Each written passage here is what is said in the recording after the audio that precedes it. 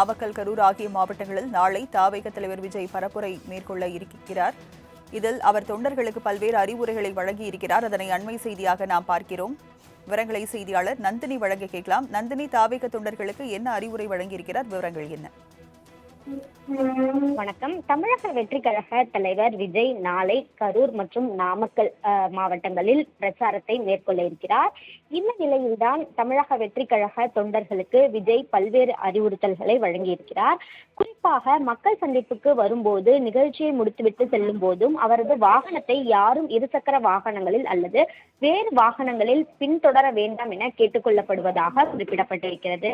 அது மட்டுமல்லாமல் மக்கள் சந்திப்பு நிகழ்ச்சி நடைபெறும் பகுதியில் உள்ள அரசு மற்றும் தனியார் கட்டடங்கள், காம்பவுண்ட் சுவர்கள், மரங்கள், மின்விளக்கு கம்பங்கள், மின்மாற்றிகள், வாகனங்கள், கொடிக்கம்பங்கள், சிலைகள் ஏதேனும் இருந்தால் அவற்றை சுற்றி அமைக்கப்பட்டுள்ள பாதுகாப்பு கிரில் கம்பிகள் மற்றும் தடுப்புகள் ஆகியவற்றின் அருகில் செல்வதை தவிர்க்க வேண்டும் எனவும் அவர் கேட்டுக்கொண்டிருக்கிறார்.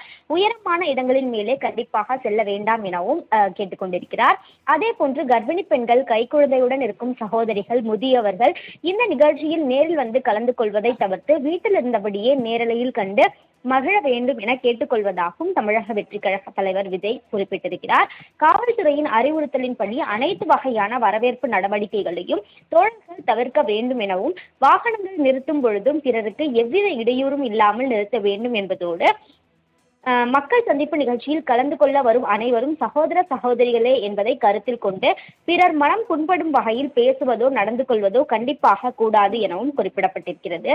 உயர்நீதிமன்ற உத்தரவின்படி தேசிய நெடுஞ்சாலைகளிலும் பிற சாலைகளிலும் கொடி கட்டப்பட்ட கம்பிகளோ உரிய அனுமதி பெறாமல் வைக்கக்கூடாது எனவும், பட்டாசு வெடிப்பதை தவிர்க்க வேண்டும் எனவும் கேட்டுக்கொள்ளப்பட்டிருக்கிறது. அந்த வகையில்தான் பல்வேறு கடமைகளை கண்டிப்பாக நிர்வாகிகள் கடைபிடிக்க வேண்டும் என கேட்டுக்கொண்டிருக்கிறார். நாளை நாமக்கல் மற்றும் கரூர் மாவட்டங்களில் மக்கள் சந்திப்பு நிகழ்ச்சிகள் நடைபெறக்கூடிய நிலையில் பல்வேறு அறிவுறுத்தல்கள் வழங்கப்பட்டுள்ளது குறிப்பிடத்தக்கது.